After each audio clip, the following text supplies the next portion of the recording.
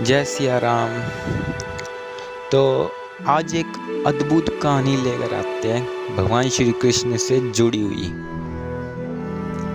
तो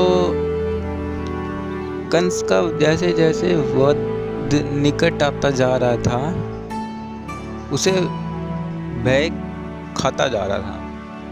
वो काफी भयभीत हो रहा था। तो उसने एक राक्षस को बुलाया जिसका नाम था अरिष्टासुर। अब अरिष्टासुर का मतलब क्या होता है? अरिष्टासुर का संस्कृत में मतलब होता है जो बैल जैसा दिखाई दे, वो होता है अरिष्टासुर। तो कंस ने अरिष्टासुर को कृष्ण वध के लिए भेजा। अब अरिष्टासुर गया वृंदावन की ओर गया। वहाँ कई बच्चे खेल रहे थे। तो अरिष्टासुर कृष्ण को पहचान नहीं पाया कौन है।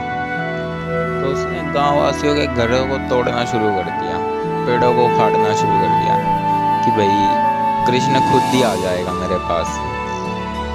ये सब कारनामे करके वो खुद आ जाएगा मेरे पास। फिर उसने कई गांव वासियों के घर तोड़ दिए। गांववासी चिल्लाने लगे। उनकी चीखें सुनकर भगवान श्री कृष्ण अरिष्टासुर के पास आए और फिर अरिष्टासुर को भगवान श्री कृष्ण ने चुनौती दी। अरिष्टासुर बहुत बड़ा बैल था। भगवान कृष्ण समझ गए कि वे बैल के रूप में राक्षस हैं। वो बड़ा कृष्ण को मारने बड़ी खूंखार के साथ इतनी मतलब हवा, एक तरह से हवा से उड़ के आया। तो भगवान श्री कृष्ण ने क्या किया, उसके सिंगों को पकड़ा और पकड़ के जमीन की ओर फेंका, पलटा उसको, गिरा वो अरिष्टासुर। फिर खड़ा हुआ, फिर कृष्ण की ओर बढ़ा मारने। भगवान श्री कृष्ण ने दोबारा उसको पटक दिया जमीन की तरफ। ऐसे 2-3 प्रयासों से भगवान श्री कृष्ण ने उसका वध कर दिया। अब कहने में तो वध कर दिया, लेकिन भगवान किसी का वध नहीं किया करते। भगवान हमेशा उसका उद्धार करते हैं। कई लोग कहते हैं भगवान ने उसका वध कर दिया, कभी कभार मेरे मुंह से खुद निकल जाते हैं, लेकिन भगवान कभी किसी का वध नहीं करते। भगवान हमेशा, चाहे वो राक्षस ही क्यों ना हो, हमेशा उसका उद्धार करते हैं। उसका ही उद्धार होता है भगवान के हाथों मरने से। अब ये अरिष्टासुर वास्तव में था कौन? जब अरिष्टासुर का उद्धार किया ना भगवान ने, तो अरिष्टासुर के अंदर से एक आत्मा निकली जिसने भगवान को प्रणाम किया। उस आत्मा ने अपना नाम वराटंतु बताया।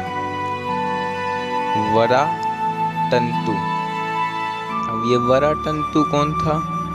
ये एक इंसान था जिसने बृहस्पति को अपना गुरु चुना था।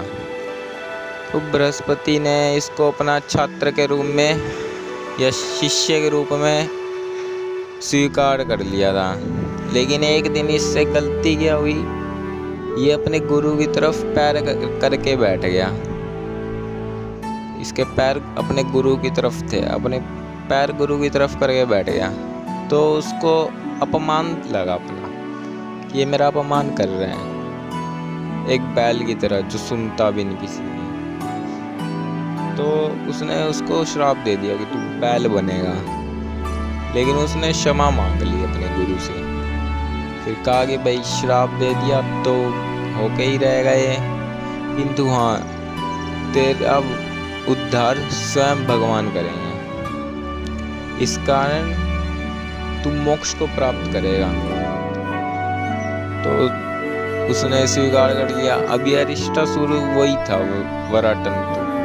अब भगवान ने इसका उद्धार कर दिया, अब ये मोक्ष को प्राप्त किया। तो अरिष्टासुर के पीछे की कहानी ये थी। ये कहानी भी मुझे काफी प्रिय है। कृष्ण की हर कृष्ण की हर कथा काफी आकर्षित करती है भक्तों को। तो आते हैं किसी और कथा के साथ, किसी और असुर की कथा के साथ। तो धन्यवाद। हरे कृष्णा।